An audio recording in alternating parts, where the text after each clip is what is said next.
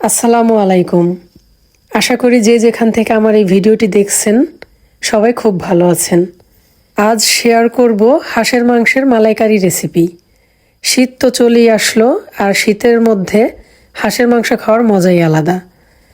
তো নর্মালি আমরা বাসায় হাঁসের মাংসের ভুনাটাই বেশি খেয়ে থাকি, কিন্তু বাসার সবার আবদার হাঁসের মাংসের মালাইকারি হয়ে যাক।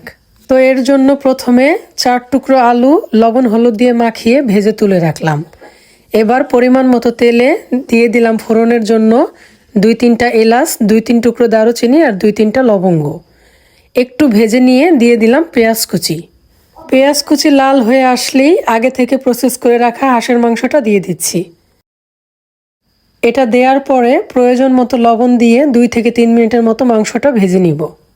আর এই রেসিপির জন্য আমি 800 গ্রাম পরিমাণ মাংস ব্যবহার করছি। এবার বাটা মশলা অ্যাড করে দিব। তো আমি 1 টেবিল চামচ পরিমাণ পেঁয়াজ বাটা, 1.5 টেবিল চামচ পরিমাণ রসুন বাটা আর 1 টেবিল চামচ পরিমাণ আদা বাটা দিয়ে দিচ্ছি। সেই সাথে দিয়ে দিচ্ছি শুকনো মরিচ বাটা। এটা আমি 1 টেবিল চামচ পরিমাণ দিয়েছি, আপনারা আপনাদের স্বাদ অনুযায়ী দিবেন। এই সাথে হলুদের গুঁড়া দিয়ে মাংসটাকে খুব ভালো করে কষিয়ে নিতে হবে।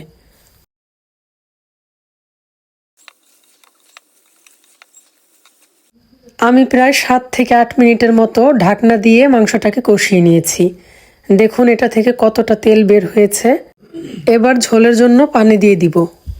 হাঁসের মাংস সিদ্ধ হতে কিন্তু একটু বেশি সময় লাগে, তবে যেহেতু নারিকেলের দুধ অ্যাড করব আর এটা ঝোল মাংস রান্না নয়, সেটা বুঝি পানিটা অ্যাড করব। তো পরিমাণ মতো পানি দিয়ে এই সাথেই নারিকেলের দুধ দিয়ে দিচ্ছি। আমি এখানে 1.5 কাপ পরিমাণ নারিকেলের দুধ ইউজ করলাম।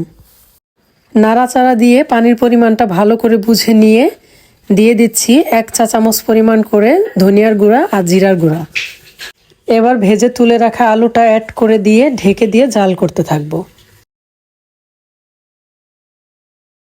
মিডিয়াম হিটে 15 থেকে 20 মিনিটের মতো জাল করে নিয়েছি। ঝোলটা অনেকটাই কমে এসেছে আর মাংসটাও সিদ্ধ হয়ে গেছে। এই পর্যায়ে এসে দিয়ে দিচ্ছি 1 চা চামচ পরিমাণ চিনি। চিনি দেওয়ার পরে নাড়াচাড়া দিয়ে মিশিয়ে নিব। এরপর দিয়ে দিব 1 টেবিল চামচ পরিমাণ লেবুর রস।